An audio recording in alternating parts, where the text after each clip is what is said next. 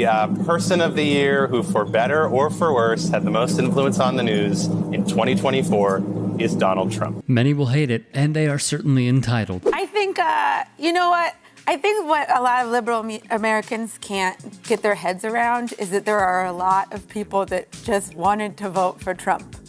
They just liked him. And I don't think people wanted to believe that that's what America was about. But we've kind of always been this way. And if you want to ask the people that really knew that, it's black people. Comedian Michelle Wolf, though, shares her take on America and Trump's popularity. But the media's tamed down a little bit. They're liking us much better now, I think. If they don't, we'll have to just take them on again, and we don't want to do that. Think about how dire of a situation it is when Donald Trump says something like this. Well, I mean, I feel like for jokes, nothing's off limits as long as you have a good enough punchline. But there's those topics where it's like, you're going to go after that. Your punchlines better be good. Better hit. Yeah. They're the hardest jokes to do, but they're the most rewarding when they work. Right. But like journalism, stuff like that, it's like a lot of that just feels like, because I mean, I have a lot of problems with journalism, but one of the biggest is that they're trying to make it entertainment. And like they try to like be like, what's the headline question gonna be? You know, what's gonna spark people's anger or emotions? And, instead of actually doing the work. And thus Wolf rightfully calls it out. Let's also not forget how Donald Trump went after Michelle Wolf post White House Correspondents' Dinner Roast, which she recapped with none other than Joe Rogan. He said something about when I don't remember the exact tweet he sent me, but it was like something the so-called comedian did such a terrible job. Oh yeah. I bet you'd be on my side if I'd killed a journalist. And that was right after that was during the Khashoggi stuff or whatever it was. That Saudi Jamal Khashoggi, the Saudi journalist that had been murdered.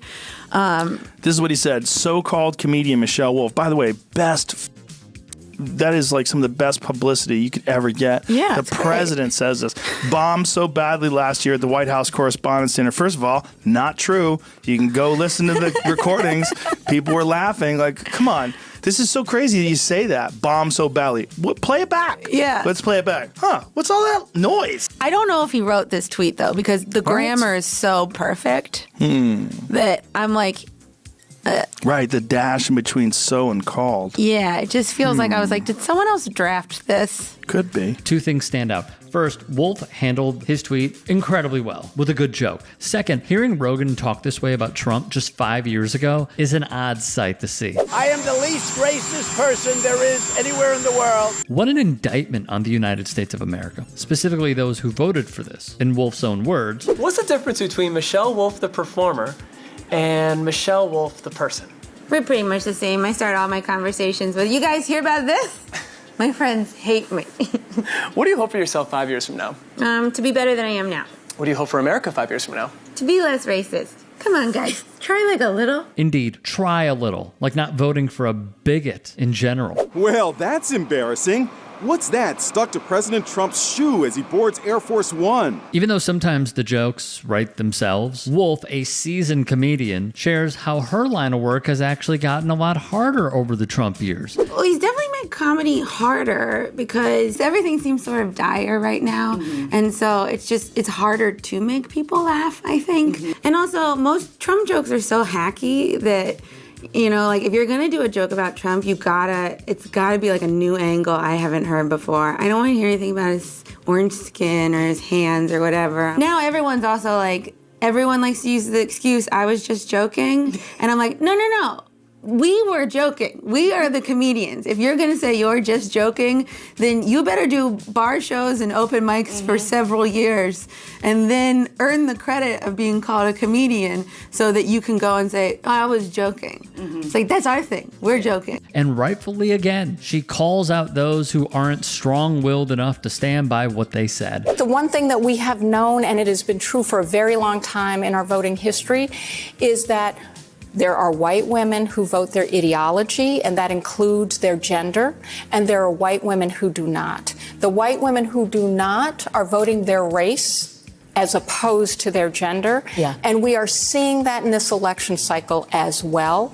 That means we should not put all women in a single category. Far too often, the relationship between patriarchy and gender, racism come together, and we see these differences every time. Well, By the way, here's a look at who should have been the mayor of New York City. Instead, they got Eric Adams. Anyways, with Wolf, she shares similar sentiments. But that's what I feel like the liberal white community does a lot, where they're like, no, but we don't want to talk about like how we're racist. We want to talk about how we don't want to be racist. And I'm like, yeah, but let's talk about how we're racist. So you can change so it. that we can recognize that we're racist and then change it. Right. Like it's that like weird distinction where it's like, no, you have to comment on how things are and recognize how they are before you can make them better.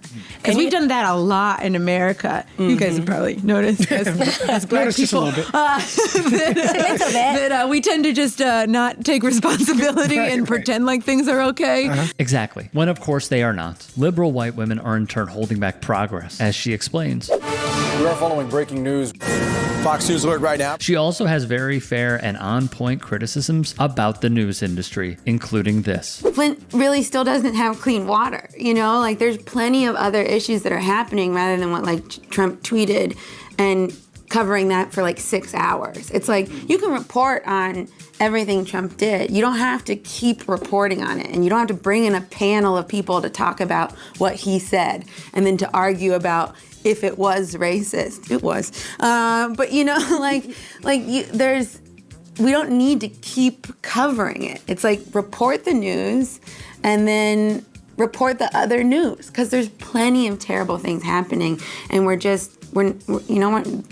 not covering it. Hey, I appreciate you watching. Now, if you can, please do become a channel member by going to youtube.com/TYT Sports and clicking the join button. If that's too much for you, you can just go to tyt.com/join to become a member. It helps all of us out here at the Young Turks and keeps our network afloat. In addition, you could follow me on my socials on Twitter, Instagram, and TikTok. Appreciate the love. Have a great day.